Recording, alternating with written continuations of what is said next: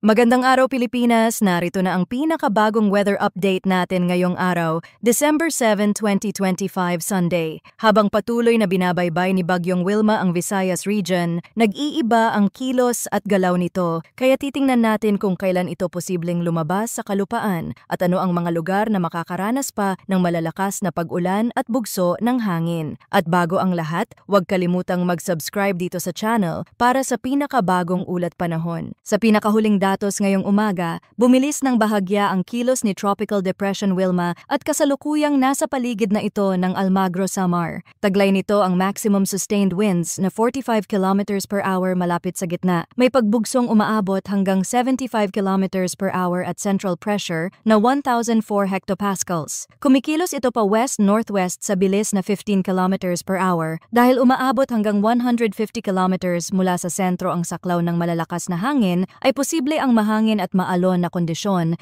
kahit hindi tayo direktang dadaanan ng core. Nananatili ring nakataas ang Tropical Cyclone Wind Signal number 1 na may banta ng strong winds sa loob ng susunod na 36 hours. Ang posibleng lakas ng hangin ay nasa 39 hanggang 61 kilometers per hour at ang epekto nito ay karaniwang minimal hanggang minor. Kabilang sa Luzon ang Sorsogon, Masbate kasama ang Ticao at Burias Islands, Romblon, southern portion ng Oriental Mindoro at southern portion ng Occidental Mindoro kasama ang Cuyo at Calamian Islands. Sa Visayas naman ay kasama ang Northern Samar, northern at central portions ng Eastern Samar, northern at central portions ng Samar, Biliran, northern portion ng Leyte, northern portion ng Cebu kabilang ang Bantayan Islands, northern portion ng Negros Occidental, central at eastern portions ng Iloilo, Capiz, Aklan, at ang northern at central portions ng Antique kasama ang Kaluya Islands. Kung ikaw ay nasa mga nabanggit na lugar, maging handa sa malakas na pagaspas ng hangin at pagtaas ng alon, lalo na sa silangan at hilagang bahagi ng baybayin.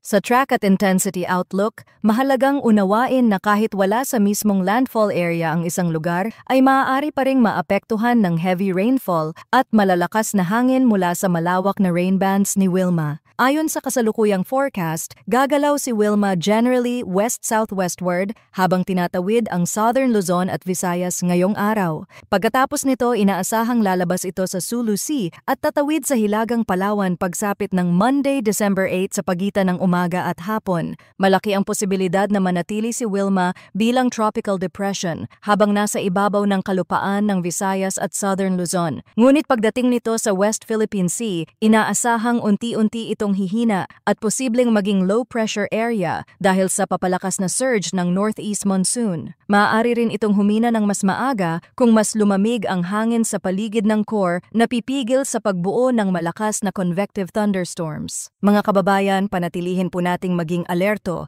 at sundin ang mga anunsyo ng PAGASA at ng inyong LGU lalo na sa mga lugar na madalas bahain or landslide prone. Manatiling nakatutok sa mga susunod pang update.